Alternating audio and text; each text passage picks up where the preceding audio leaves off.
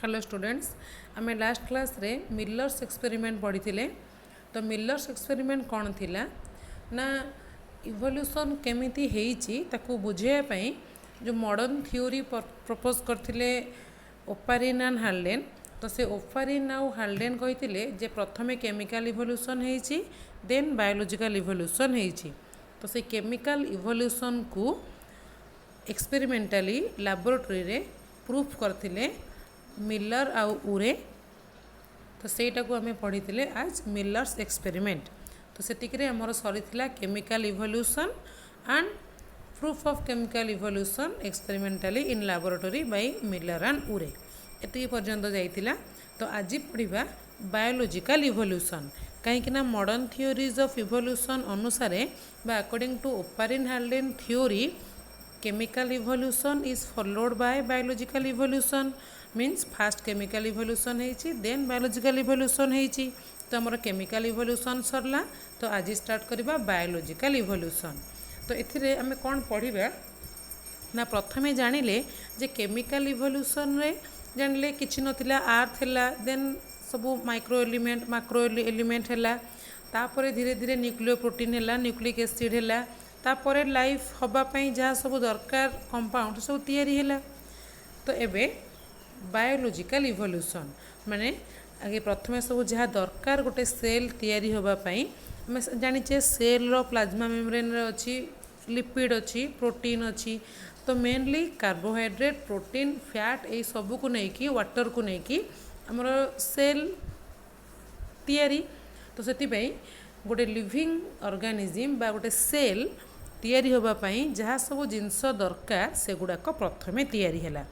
एबे सेल तैयारी होबो बस धीरे धीरे सेल रु ही बा यूनिसेलुलर ऑर्गेनिज्म पाखरु ही धीरे धीरे मल्टी सेलुलारिटी डेवलप होईची बा सिंपलर फॉर्म रो कॉम्प्लेक्स फॉर्म को डेवलप होईची। तो बायोलॉजिकल इवोल्यूशन हमें को हेडिंग रे पढ़िबा ना बायोलॉजिकल इवोल्यूशन रे हमें पढ़िबा formation of coacervate then coacervate रो diagram then formation of pre cell और prokaryotic cell formation of cell then oxygen revolution then formation of ozone layer then formation of eukaryotes. तो एतिकी हमें पढ़िबा बायोलॉजिकल इवोल्यूशन रे। तो देखो फास्ट स्टार्ट करिबा बायोलॉजिकल इवोल्यूशन रो फास्ट फॉर्मेशन ऑफ कोआसर्वेट। तो बायोलॉजिकल इवोल्यूशन रे फास्ट हेडिंग आसिला फॉर्मेशन ऑफ कोआसर्वेट। तो फॉर्मेशन ऑफ कोआसर्वेट कौन कोआसर्वेटा केमिति तैयारी हैला ना this was the first organised structure. देखो तुमको मो फास्ट लाइन बाय लाइन कहि दोची this was the first organised structure form during the organic evolution. तो ऑर्गेनिक इवोल्यूशन बेले जो प्रथमे फास्ट ऑर्गेनाइज्ड स्ट्रक्चर डेवलप होइतिला सेटा कोन ना सेटा होची कोआसर्वेट। तो से कोआसर्वेटा होची first organised structure during organic evolution. The above said macromolecules were combined together to form the coacervate। the above said macromolecule कहले above said माने आमे आगुरु पढ़ी थिले केमिकल इवोल्यूशन बेले मैक्रो मॉलिक्यूल रे जे मैक्रो मॉलिक्यूल रे हमर आस्तिला कार्बोहाइड्रेट प्रोटीन आउ लिपिड्स तापरे धीरे धीरे फॉर्मेशन हैला न्यूक्लिक एसिड। तो ये सब गुड़ाक आमर जाउची मैक्रो मॉलिक्यूल रे। तो ये सब मैक्रो मॉलिक्यूल गुड़ाक कंबाइन हेकी मिसिकी फॉर्म कले कोआसर्वेट। तो सेटा होची the above said macro molecules we are combine मिसिकी एकत्र होइकी मिसिकी तैयारी कले coacervate. It's formation is called as coacervation. जो प्रोसेस रे कोआसर्वेट तैयारी हैला ताको कहा गला coacervation. The process of formation of coacervate is known as coacervation. Then it was covered by double layered membrane made up of lecithin and cephalin। से कोआसर्वेटा cover होता है गोटे डबल लेयर्ड मेम्ब्रेन द्वारा। से डबल लेयर्ड मेम्ब्रेन कौन तैयारी ना lecithin आउ सेफालिन ये दुईटा होचंदी गोटे गोटे लिपिड बा फैट। तो लेसिथिन आउ सेफालिन द्वारा तैयारी होइथिबा डबल लेयर्ड मेम्ब्रेन द्वारा कोआसर्वेट गुड़ाक कवर होइकी थांती। Then It also had the ability for asexual reproduction. Asexual reproduction. तो ये कोआसर्वेटा asexually reproduction करिपारुथिला बस कोआसर्वेटर asexual reproduction रो कैपेबिलिटी थिला like which type of asexual reproduction ना like budding fragmentation binary fission etc. budding कहले से कोआसर्वेट कहले गोटे गोल स्ट्रक्चर होइतिबो आमे देखिबा आगो को तो सेथिरु आउ गोटे छोटो स्ट्रक्चरटा कळिबो सेटा होची बडिंग गोटे बड फॉर्मेशन हबो सिंपल स्मॉल बड सेटा होची बडिंग फ्रैगमेंटेशन कहले जदि से कोआसर्वेटटा भांगी जाए बा सार खंडे अंश को आनिकी रखिदेले सेथिरु भी आउरी कोआसर्वेट डेभलप हबो सेटा होची फ्रैगमेंटेशन देन बाइनरी फिशन कहले जदि आमे कोआसर्वेट को संपूर्ण रूपे द्विखंड करदबा ताले प्रति पोर्सन गोटे गोटे कंप्लीट कोआसर्वेट रे कन्वर्ट हो जिवो तो ये सब गुड़ा हूँ different types of asexual reproduction जो गुड़ा कि देखा जाउथला कोआसर्वेट रे तो सेटा को Oparin considered it as the only organize structure तो ओपारिन कहिले it is the only organize structure एटा होची organized structure only organized structure which gave rise to the formation of life तो ये पॉइंटा देख जे ओपारिन को अनुसार ओपारिन कहिले जे एटा होची एकमात्र ऑर्गेनाइज स्ट्रक्चर कोटा ना कोआसर्वेट होची एकमात्र ऑर्गेनाइज स्ट्रक्चर जो थ्रू की लाइफ फॉर्मेशन होईची which gave rise to formation of life then this same structure was called as microsphere. This same structure was called as microsphere by Sidney Fox.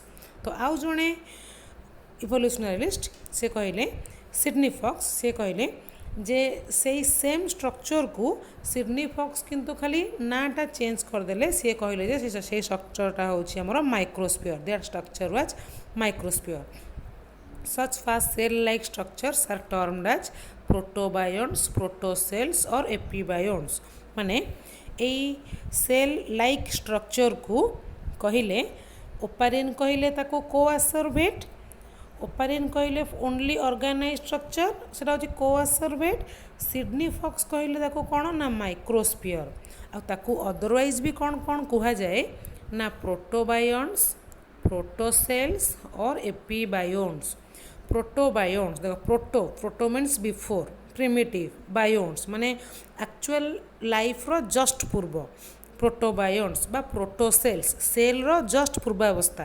प्रोटोसेल्स और एपीबायोन्ट्स AP माने एवब just life रो ऊपर पार्टटा एपीबायोन्ट just life रो previous पार्टटा तो सेटा होची protobiont एपीबायोन्ट और प्रोटोसेल्स तो मैं एथरु जानले माइक्रोस्फीयर कोआसर्वेट प्रोटोबायोन्ट्स प्रोटोसेल्स एपीबायोन्ट्स ऑल आर सेम तो देखो एबे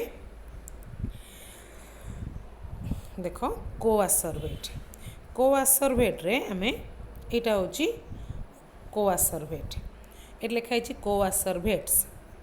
कोआसर्वेट्स प्रति ड्रॉपलेट ये गोटे एटा गोटे एटा गोटे एटा गोटे ये सब होचंदी गोटे गोटे कोआसर्वेट तो ये कोआसर्वेट आमे जानले कोन ना केमिकल इवोल्यूशन बेले जो मैक्रोमोलिक्यूल सब तैयारी होइतिला मैक्रोमोलिक्यूल कहले protein fat lipid nucleic acid तो यही सब मैक्रोमोलिक्यूल गुड़ाक कंबाइन होइकी फॉर्म कले कौन ना कोआसर्वेट से कोआसर्वेट रो मेम्ब्रेन गुड़ाक डबल लेयर रे तैयारी से डबल लेयरटा कौथरे तैयारी ना लेसिथिन एंड सेफालिन लेसिथिन और सेफालिन रे तैयारी कोआसर्वेट रो लेयर गुड़ाक आउ एई गुड़ाक ए कोआसर्वेट गुड़ाक आसेक्सुअली रिप्रोडक्शन करिपारुथिले लाइक बॉडिंग देखो आम जानले जे कोआसर्वेट को सिडनी फॉक्स माइक्रोस्फीयर बोली कहिले तो एटा होची माइक्रोस्फीयर तो से माइक्रोस्फीयर रो देखो एटा बॉड बाहर बॉड कहले कौन गोटे कढ़ गोटे जो भाया स्ट्रक्चर थी से गोटे छोटे से भाया बाहर कमल जोटा आम कहे यहाँ हूँ बॉडिंग तो सिडनी फॉक्स को अनुसार माइक्रोस्फीयर आउ ओपारिन को अनुसार यहाँ हूँ कोआसर्वेट किंतु बोथ आर सेम तो यहाँ हूँ मोर कोआसर्वेट आउ यहाँ हूँ माइक्रोस्फीयर आउ यहाँ हूँ तार बॉड तो आम ए जानिले एबे जे कोआ सर्वेट कौन ना यहाँ हूँ फास्ट ऑर्गेनाइज स्ट्रक्चर कोआ सर्वेट है आमर जे फास्ट ऑर्गेनाइज स्ट्रक्चर इवोल्यूशन बेले आउ मैक्रोमोलिक्यूल गुड़ाक कंबाइन होगी फॉर्मेशन करछंदी कोआ सर्वेट जो प्रोसेस रे कोआ सर्वेट तैयारी हुए ताको कहा जाए कोआ सर्वेशन आउ से कोआ सर्वेटा कवर्ड होता है डबल लेयर्ड मेम्ब्रेन द्वारा से डबल लेयर मेम्ब्रेन तैयारी कौथरे ना लेसिथिन आउ सेफालिन रे आउ ए कोआ सर्वेट रो आसेक्सुअल रिप्रोडक्शन कैपेबिलिटी अच्छी कि प्रकार आसेक्सुअल रिप्रोडक्शन ना like budding fragmentation binary fission etcetera then Oparin को कौन कहले ना Oparin considered it as the only organize structure यहाँ हूँ ओनली ऑर्गेनाइज स्ट्रक्चर जो थ्रू कि लाइफ ओरिजिन होईची तापरे सिडनी फॉक्स ताकू से सेम जिनस को माइक्रोस्फीयर बोली कहले आकू अदरवाइज प्रोटोबायोन्स प्रोटोसेल्स और एपीबायोन्स बोली भी कहा जाए तो एतिकी है आमर फॉर्मेशन ऑफ कोआ सर्वेट देखो कोआ सर्वेट गोटे सर्ट नोट हो पार तो कोआ सर्वेट रे आम कौन पढ़ा ना what is coacervate what is coacervation feature of coacervate मैंने कोआ सर्वेट रो कवरिंग कोआ सर्वेट रो asexual reproduction capability coacervate को किए कौन कहला ताको अदरवाइज कौन कह जाए एतिकी पॉइंट हो गले हमर कोआ सर्वेट सरला तो ये सरला बायोलॉजिकल इवोल्यूशन रो first point formation of coacervate then second formation of pre cell देखो फॉर्मेशन ऑफ प्री सेल और आपको आम लिखिपर formation of prokaryotic cell तो फॉर्मेशन ऑफ प्री सेल और फॉर्मेशन ऑफ प्रोकैरियोटिक सेल तो इथिरे कौन है ना in this stage anaerobic heterotrophs are produced anaerobic heterotroph टिके बुझिया चेष्टा कर आनेरोबिक हेटेरोट्रोप आनेरोबिक माने ऑक्सीजन नहीं आनेरोबिक हेटेरोट्रोप्स माने से माने निजे निजे निजर फूड सिंथेसाइज करि पारु नाहंती अन्य ऊपर डिपेंडेंट तो ये माने कोठु कोन आसिले ना आम प्री सेल बा प्रोटोसेल तैयारी हो गला तो एबे धीरे धीरे से जो प्रोटोसेलटा डिवाइड हम तो से न्यूट्रिएंट कौट पाइब तार जो ग्रोथ हम से न्यूट्रिएंट कौटी पाइब ना प्रथम ये प्रोटोसेल गुड़ाक आमर ओरिजिन होती वाटर रे एमती आम कहीपर जे लाइफ प्रथम कौटी ओरिजिन होती ना लाइफ प्रथम वाटर रे ही ओरिजिन होती कहीं ना आम पढ़ले केमिकल इवोल्यूशन रे ना जिते बड़े आमर आर्थटा धीरे धीरे कूल होउथिला बा जेतेबेले आर्थर ओरिजिन चली थिला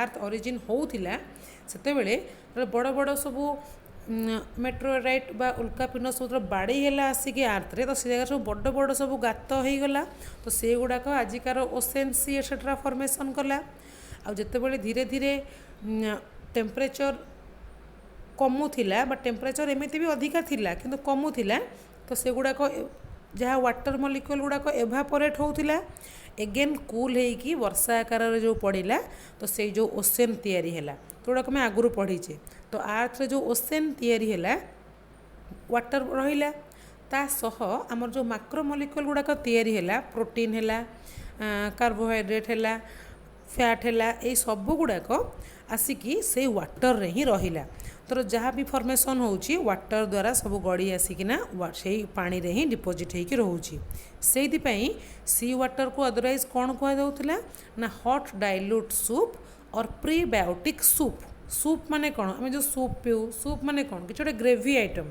जो थे कि विभिन्न जिनसर गोटे मिक्सचर थाए से मिक्सचरटे से सेमती सी वाटर को सेतबेले गोटे सूप बोली कहुला कहीं से विभिन्न प्रकार न्यूट्रिएंट्स थिला कार्बोहाइड्रेट प्रोटीन फैट एटसेट्रा से प्रीबायोटिक सूप जो गरम थिला बोली हॉट डाइल्यूट सूप बोली कहुला तो सेठी पानी भितर ओसेन रे एपीबायोन धरिका तैयारी है तो सेगुड़ाक जेहेतु फ्री ऑक्सीजन नाही आर्थरे सेतबेले तो से माने अनएरोबिकली बंचिबा शिखि जाइथिले। आ हेटेरोट्रॉफ कहले से माने तांको सराउंडिंग रु न्यूट्रिएंट्स एब्जॉर्ब करुथिले कारण सेतबेले तो क्लोरोफिल पिगमेंट हेई नथिला आंको बॉडी रे तो क्लोरोफिल नथिला तो से माने ऑटोट्रॉफ हेई परिबेनी सेति पई हमर प्रो किछि पूरा इयरली प्रो कैरियट जो आम प्री सेल बोली कहूचे प्रो इयरली प्रो कैरियट गुड़ाक अनएरोबिक हेटेरोट्रॉफ थिले। अनएरोबिक कहीं ना आर्थरे ऑक्सीजन नथिला, हेटेरोट्रॉफ कहीं ना क्लोरोफिल नथिला से माने सराउंडिंग रु से माने सराउंडिंग रु न्यूट्रिएंट्स एब्जॉर्ब करुथिले। तो यहाँ हूँ फॉर्मेशन ऑफ प्री सेल और prokaryotic cell. Then formation of cell, formation of cell रे कौन है ना then chlorophyll molecules were appeared. धीरे धीरे क्लोरोफिल मॉलिक्यूल तैयारी है धीरे धीरे माने केमिति ना जिते बड़े यही माइक्रोस्फियर है बा कोआसर्वेट है बा एपिबायोन प्रोटोसेल्स जहाँ भी से जिनस जिते बहुत हो गला सेतबेले ओसेन रो न्यूट्रिएंट सरीजीव तो समस्ते से जगार न्यूट्रिएंट जो एब्जॉर्ब करें तो सही रेट्रे नुआ न्यूट्रिएंट तैयारी हो पारुनी तो धीरे धीरे धीरे धीरे न्यूट्रिएंटर लेवलटा कमी कमी आसला बा मात्रा कमीगला। जो न्यूट्रिएंट कमीगला तो बाध्य होइकी बा धीरे धीरे इवोल्यूशनरी प्रोसेस रे डेभलप है कहार ना क्लोरोफिल पिगमेंट रो। तो क्लोरोफिल मॉलिक्यूल धीरे धीरे डेभलप होबारु से माने सनलाइट भी पड़ूला तो धीरे धीरे से माने ऑटोट्रॉफ होगा लगिले बा निज फूड निजे तैयारी कले। तो से फॉर्मेशन ऑफ सेल केतेबेले हैला ना क्लोरोफिल मॉलिक्यूल धीरे धीरे अपियर हैला आ फोटोसिंथेसिस हैला। सो फोटोसिंथेसिस अकर्ड, फोटोसिंथेसिस हैला एज ए रिजल्ट जहाँ फल कि ऑक्सीजन इज लिबरेटेड। तो जहाँ फोटोसिंथेसिस द्वारा ऑक्सीजन लिबरेट हैला कोठी को ना ऑक्सीजन फ्री एटमॉस्फेयर को कारण एपर्यंत एटमॉस्फेयर रे ऑक्सीजन नथिला। तो धीरे धीरे ऑटोट्रॉफ गुड़ाक डेभलप होबारु से माने फोटोसिंथेसिस करिबारु ऑक्सीजन आसिला हमर एटमॉस्फेयर को। तो एमती इन दिस वे तो देखो in this way autotrophic and aerobic organisms were produced. ए वे रे ऑटोट्रॉफिक आउ एरोबिक ऑर्गेनिजम गुड़ाक प्रोड्यूस हेले है ना। देन ऑक्सीजन रिवोल्यूशन यहाँ गोटे 1 मार्क क्वेश्चन हो पार ऑक्सीजन रिवोल्यूशन।